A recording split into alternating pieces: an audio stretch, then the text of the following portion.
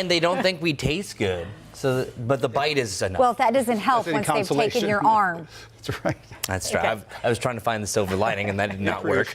Well, we have rain that's going to be off towards the east, where the Sharks are going to be living, but then we're also going to be looking at a slight chance for a few more thunderstorms to develop along that frontal boundary. It's pretty dry right now, but there's more moisture down to the southeast, so it's going to be trying to pop up. So our general thunderstorm outlook, nothing here for the Charlotte area, even down to the southeast. I think you might have a shower that starts to pop up. Check it out. This is 2 o'clock.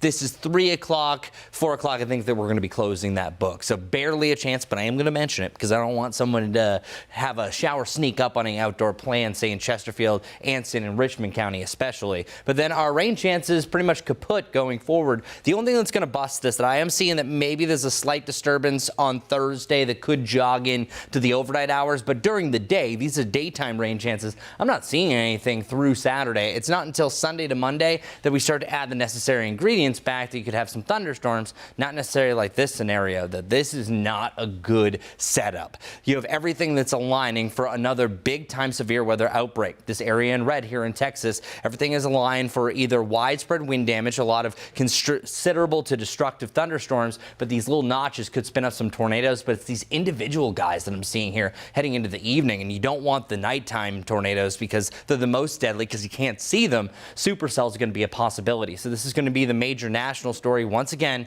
right around Tornado Alley. High temperatures today. We're just looking at some fair weather cumulus clouds off in the distance. 86 degrees here in Charlotte, 70 in Boone, feeling nice. And in Taco Tuesday, I have Taco the dog. Have to mention actual tacos. That's what you're doing this evening. That's what I'm doing. We're looking at temperatures in the lower 80s, back to the mid 70s though by 9 p.m. It is a pleasant taco forecast anything this evening. Overnight tonight though, we're dropping down to the upper 50s, but look at this. This is a pleasant change. We have the mid 50s. We haven't had this temperature range for the last 2 weeks, so it's going to feel really great each and every morning. But of course, you don't need really a sweatshirt for later on the day because we're right back in the 80s each and every day as well. But these dew points are going to be in our favor. These yellow numbers represent how we feel, your real field temperature. But oftentimes when it's so dry, these numbers will actually be below our actual air temperature because we are tanking these values well down to that refreshing range. It actually might be a point that it's too dry. So if you get a dry throat at all this week,